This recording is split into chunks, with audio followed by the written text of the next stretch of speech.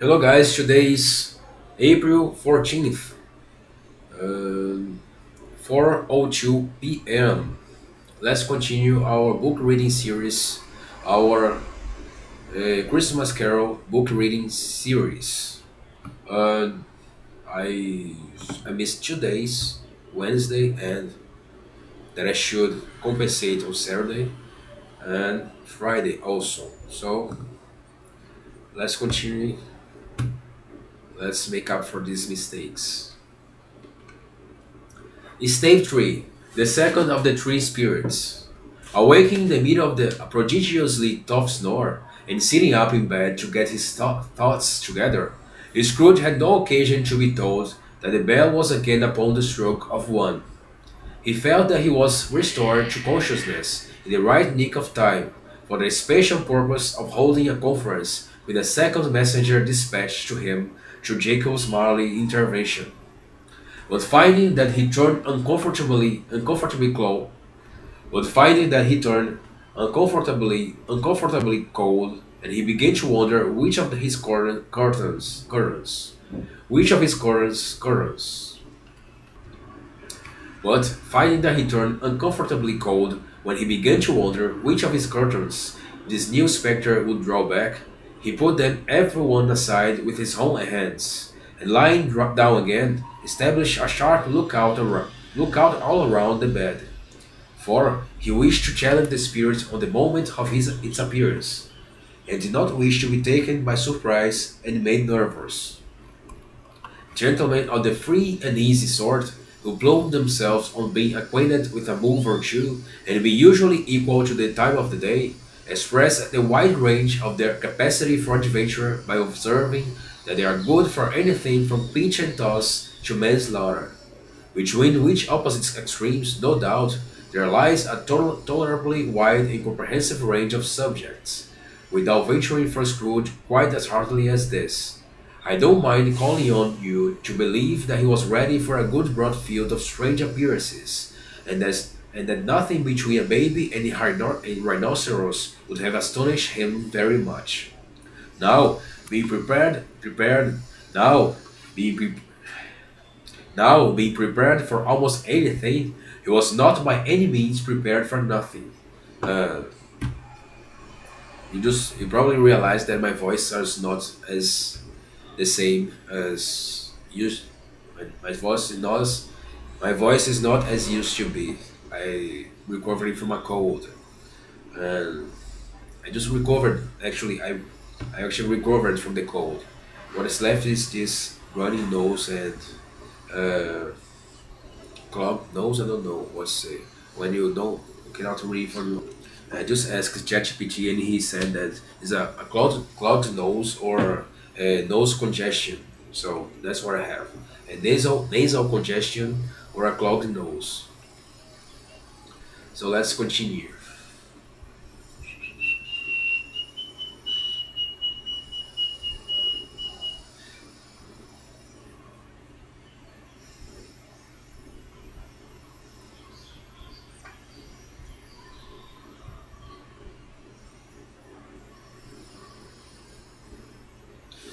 Hmm.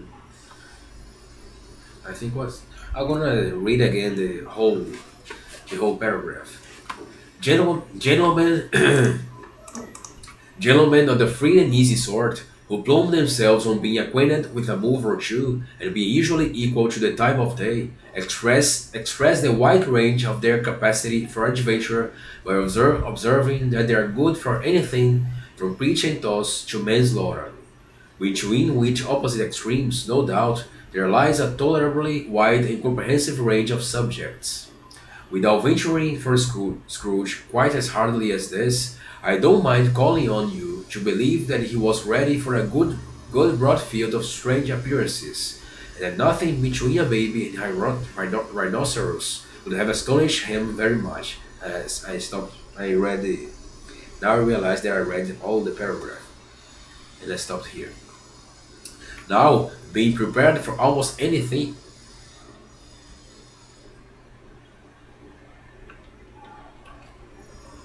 Now, being prepared for almost anything, he was not by any means prepared for nothing, And consequently,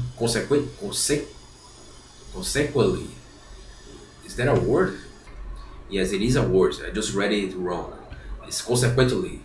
And consequently, when the bell struck one and no shape appeared, he was taken with a violent fit of trembling. 5 minutes, 10 minutes, 5 minutes, 10 minutes, a quarter of an hour went by, and yet nothing came.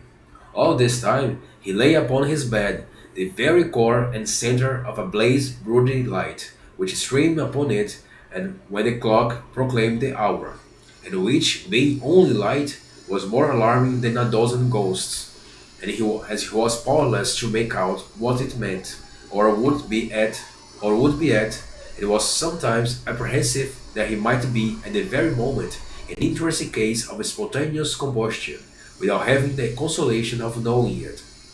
At last, however, he began to think, as you or I would have thought us at first.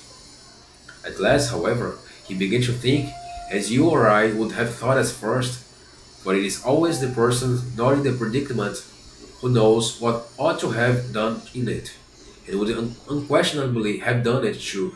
At last, I say, he began to think that the source of the secret of this ghostly light might be in the adjoining room, from whence, on further tracing it, it seemed to shine. This idea taking full possession of his mind, he got up softly and shuffled his slippers to the door.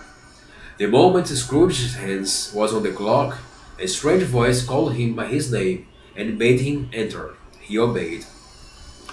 It was his home room, there was no doubt about that, but it had undergone a surprising transformation.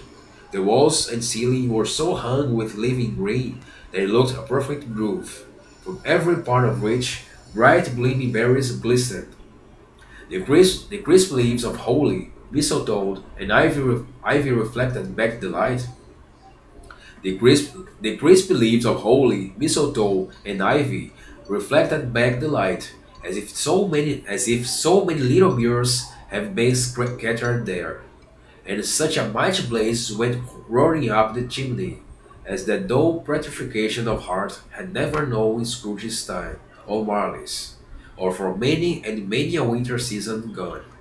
Heaped up on the floor to form a kind of throne were turkeys, geese, game, poultry, brawn, great joints of meat, sucking pigs, long wreaths of sausages, mince pies, plum puddings, barrels of oysters, red hot chestnuts, cherry cheeked apples, juice oranges, luscious pears, immense truffle cakes, and sizzling bowls of punch that made the chamber teem with their delicious steam. In easy state upon this couch, there sat a jolly giant, glorious to see, who bore a glowing torch in shape of not unlike Plaintine's horn, and held it up, high up, to shed its light on Scrooge, as he came peeping round the door. "Come in!" exclaimed the ghost. "Come in, and know me better, man. And know me better, man."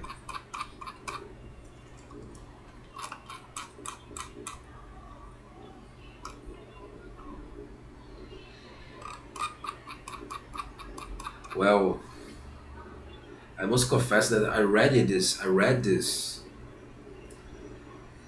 chapter, but I didn't understand almost anything. The only thing that I remember from this chapter that there was a light coming from the center of his bed, and he was scared, and something away away just appeared, and he went through this way. Yeah, that's the only thing that I got from this chapter. I wasn't really paying attention. It was a this, and probably because of that, my speaking was terrible. I'm gonna check it out when I read that. When when I watch this video later, some days later. Wow, let's let's finish this episode.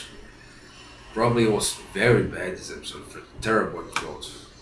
But the next one we're gonna read about Scrooge's third visitor. See you there, my future self.